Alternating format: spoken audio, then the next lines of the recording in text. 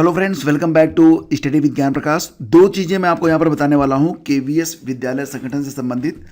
पहली बात तो ये कि लास्ट डेट में मात्र 2 दिन बचे हुए हैं। आज 24 दिसंबर है, 25 और 26 दिसंबर, बस 2 दिन बचा हुआ है।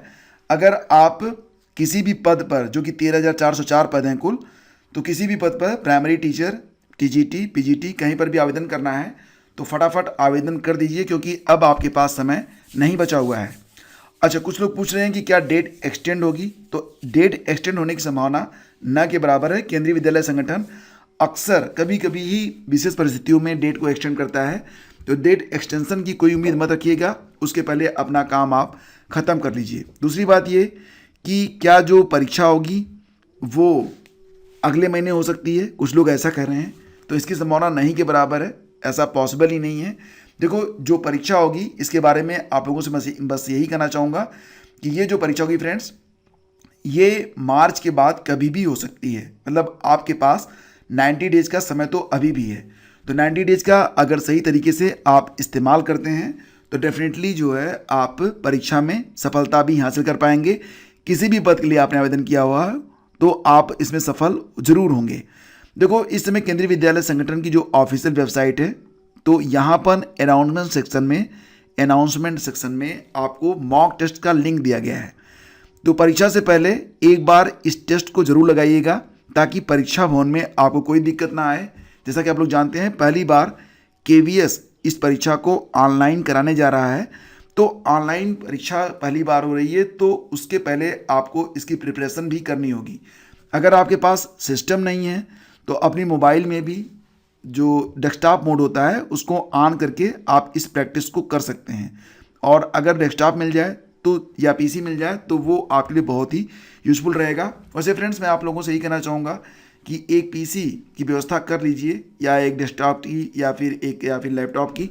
ये आपके लिए बहुत ही यूज़फुल रहेगा स्टडी पर्पज़ से। अगर आप कहेंगे तो मैं आपको एक सस्ता और अच्छा लैपटॉप सजेस्ट कर दूँगा, ठीक है। मॉक टेस्ट लिंक पर जब आप क्लिक करते हैं तो इसके बाद एक नई वेबसाइट जो है ओपन हो जाती है। ये मॉक सर्वर है और click here to get login credentials. तो यहाँ पर जब आप क्लिक करेंगे तो आपको अपना रोल नंबर मिल जाएगा, पासवर्ड मिल जाएगा और पिन मिल जाएगा। तो इसको नोट कर लें। तो यहाँ पर फिर आपको स्टार्ट एग्ज़ाम पर क्लिक करना है। तो जब आप स्टार्ट एग्ज़ाम पर क्लिक करेंगे तो सबसे पहले अपना रोल नंबर आप डाल देंगे, उसके बाद पासवर्ड डालेंगे जो पासवर्ड स्क्रीन पर दिया गया था, उसके बाद पिन डाल देंगे, फिर लॉगिन पर आप क्लिक करेंगे। जब लॉगिन पर आप क्लिक करेंगे फ्रेंड्स, तो एक नई वेबसाइट ओपन हो जाती है, एक नया पेज ओपन हो जाता है। और इस पेज पर आप देख सकते हैं यह वेलकम पेज है, ठीक है। तो वेलकम पेज में आप देख सकते हैं welcome to teachers project practice test November 2022। तो इस प्रकार से एक पेज ओपन होगा। नेक्स्ट बटन पर आपको क्लिक कर देना है, नीचे नेक्स्ट बटन मिलेगा आपको। जब आप इस पर क्लिक करेंगे तो उसके बाद ये वेबसाइट आगे बढ़ जाएगी, तो आपको इंस्ट्रक्शंस देखने को मिल जाएंगे। तो जो परीक्षा में प्रश्न मिलेंगे वो हिंदी और अंग्रेजी दोनों भाषा में रहेंगे।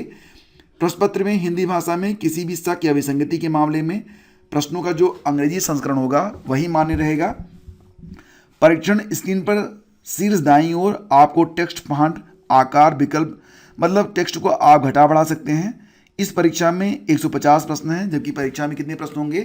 180 प्रश्न होंगे। तो ये जो मतलब आपको दिया जा रहा है यह मॉक टेस्ट के रूप में है। इसका मतलब बस इतना सा है कि आप अनुभव कर पाएँ कि जो परीक्षा में आपको अनुभव होगा। तो ये मत मान चलिएगा कि बिल्कुल ऐसे ही आपको मिलेगा। मतलब प्रश्नों की संख्या यहाँ पर 150 है, लेकिन एग्जाम में कितना होगा? 180 रहेगा। और यहाँ पर जो परीक्षा की अवधि है वो 120 मिनट है और प्रत्येक प्रश्न 1 अंक लिए हैं। देखो, परीक्षा में भी आपको नेगेटिव मार्किंग नहीं मिलेगी, यहाँ पर भी नेगेटिव मार्किंग नहीं है।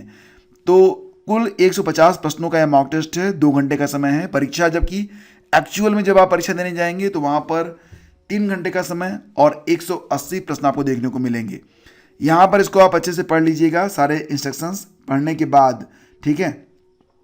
जैसे कि गलत जवाब के लिए यहाँ पर बताया जा रहा है कि 0.25 अंक काटा जाएगा, वहाँ पर नहीं कटेगा।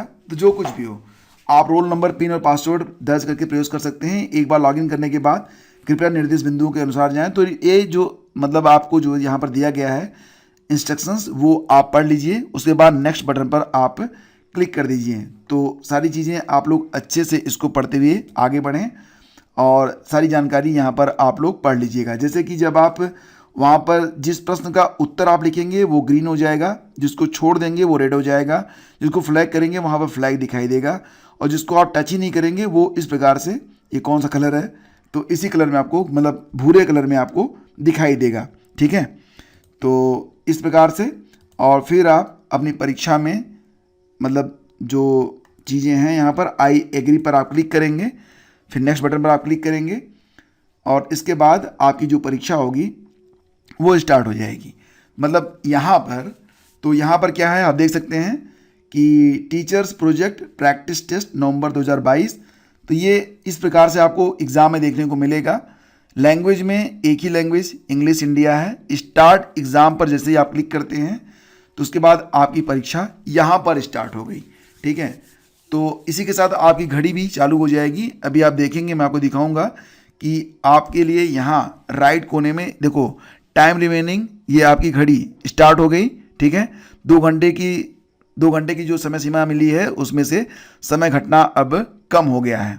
और यहाँ पर अगर आप देखेंगे तो पार्ट फर्स्ट है, पार्ट फर्स्ट उर्दू का है, तो छोड़िए मैं इसको अटेम्प्ट नहीं करूँगा, मुझे उर्दू आती ही नहीं है तो अटेम्प्ट क्या करूँगा। पार्ट 2 पे भी आप जा सकते हैं।